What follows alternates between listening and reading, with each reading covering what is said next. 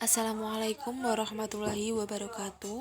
Di sini saya sebagai perwakilan dari kelompok 10 ingin mempresentasikan hasil kerja dari kelompok kami dengan judul studi ayat tentang wadiah, syirkah, dan mudarobah. Sebelum itu, kami akan memperkenalkan anggota kelompok kami. Yang pertama Cindy Marcella atau saya sendiri, kemudian yang kedua dia Ayu Damayanti, dan yang terakhir adalah Muhammad Asnan Rosyidi. Di sini kita akan membahas tentang wadiah, syirkah, dan mudarobah. Yang pertama wadiah. Secara etimologis, kata wadiah berasal dari kata wada'a asyai'a, ialah meninggalkan sesuatu. Wadiah adalah sesuatu yang seseorang tinggalkan kepada orang lain agar dijaga atau kepada orang yang sanggup menjaganya. Menurut bahasa Al-Wat artinya meninggalkan, sedangkan menurut istilah Al-Wadi'ah adalah sesuatu yang diletakkan di tempat orang lain untuk dijaga. Kemudian rukun wadiah itu ada 4. Yang pertama muwadi atau orang yang menitipkan, yang kedua mustauda atau orang yang menerima titipan, yang ketiga objek wadiah atau barang yang dititipkan, dan yang terakhir adalah ijab dan qabul. Kemudian yang kedua syirkah. Secara bahasa syirkah berarti al-iktilat atau percampuran atau persekutuan dua hal atau lebih, sehingga antara masing-masing sulit dibedakan, seperti persekutuan hak milik atau syirkah usaha. Dalam kamus hukum, musyarakah berarti serikat dagang, kongsi, perseroan, persekutuan. Dalam ensiklopedia Islam Indonesia, syirkah musyawarah dan syarikah dalam bahasa Arab berarti persekutuan, perkongsian, dan perkumpulan. Sedangkan dalam istilah fikih, syirkah berarti persekutuan atau perkongsian antara dua orang atau lebih untuk melakukan usaha bersama dengan tujuan memperoleh keuntungan.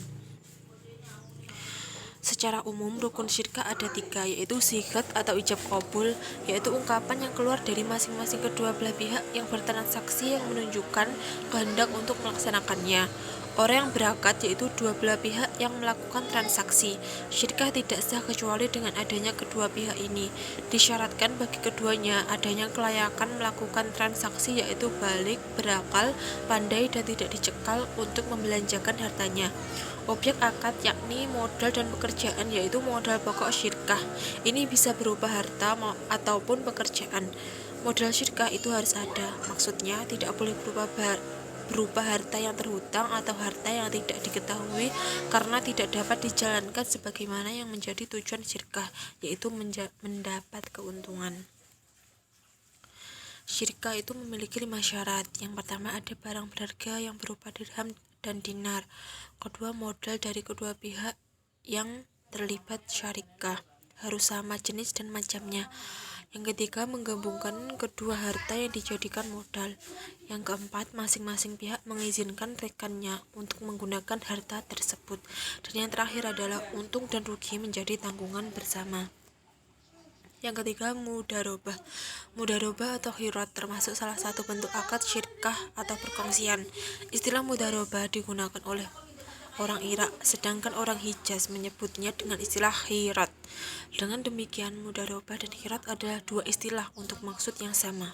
Menurut bahasa khirat, doriku diambil dari kata doroku yang berarti tolaku atau potongan, sebab pemilik memberikan potongan dari hartanya untuk diberikan kepada pengusaha agar mengusahakan harta tersebut, dan pengusaha akan memberikan potongan dari laba yang diperoleh. Kemudian landasan hukum mudarobah. Yang pertama Quran surat An-Nisa, kemudian Quran surat Al-Maidah, Quran surat Al-Baqarah, hadis Nabi riwayat Tabrani, dan Fatwa Dewan Syariah Nasional Majelis Ulama Indonesia nomor 7 DSN MUI atau 4 tahun 2000. Sekian kelompok kami, semoga bermanfaat. Wassalamualaikum warahmatullahi wabarakatuh.